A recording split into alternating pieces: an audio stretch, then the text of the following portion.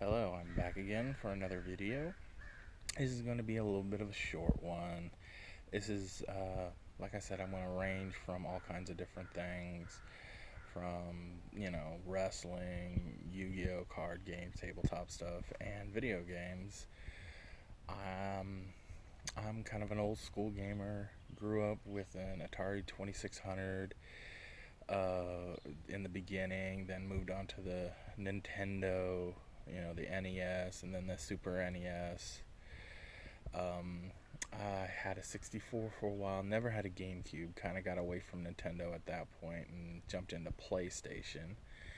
Kind of stayed there for a couple generations. I had a 2 and a 3. Also got an Xbox around the 2 age as well.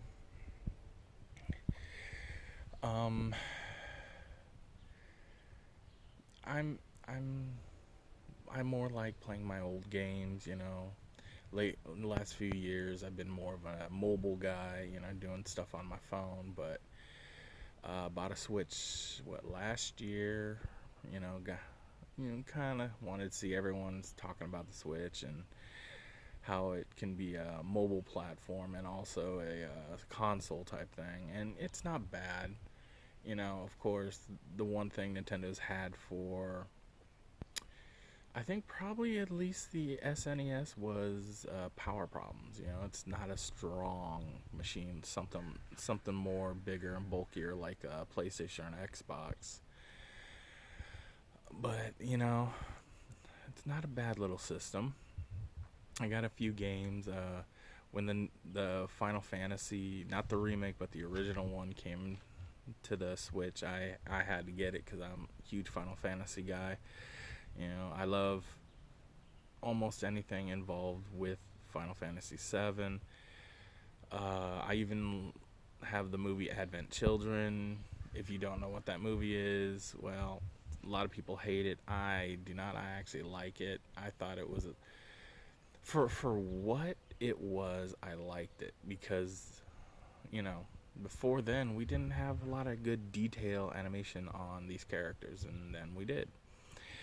I'll give you this. Yeah, it has a lot of issues. The matching up of the from going from a Japanese language to English language. There was a lot of matching issues with the mouth movements, which happens sometimes. But it wasn't a bad movie. But back into the systems, I also I never owned them, but I played them a lot. I would go to Blockbuster at the time, so, and Hollywood Video, which is very it might be known by some people, but it was like the redheaded stepchild to Blockbuster. But I would go and rent systems like Sega Genesis, or the Master System as they call it. Some people do, but I really enjoyed the Sega system. I thought it was really good, but they failed a lot in the later days, like just adding a bunch of junk to their system, like the Sega CD and the what was the 3DX or whatever it was called, the little thing you could put on there to supposed to give your system more power. It just really sucked. But the Saturn was an epic fail. Highly underpowered compared to at the time. What was it? I think it was PlayStation. I think it was PlayStation 1 and no, I'm wrong. It was PlayStation 2 and Xbox when the Jaguar. Yeah, there's a system. When the Saturn came out, it was a highly underpowered system. A lot of good games on it, but just really underpowered. How that company's still around is thanks to their benefactor. I can't remember his name off the top of my head, but he pretty much owned the whole company. And then when he passed away, he absolved, gave them back all the shares and then waived all the debt they had to him, which is a kind of funny story. Maybe I'll get into it one day from everything I've learned, but yeah, how Sega's still around, I'll never know. They keep screwing up all their great characters like Sonic. haven't had a good Sonic game since probably the beginning. Sonic 2 or 3, depends on where.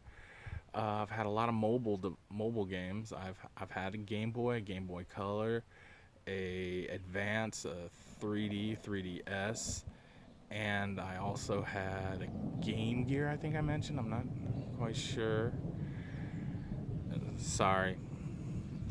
Where I live likes to rain, and today's supposed to be a lot of thunderstorms. That's why I said it's going to be a short one today. But yeah, I was a huge retro gamer. One of these days, I want to start collecting all the old systems and games as I can.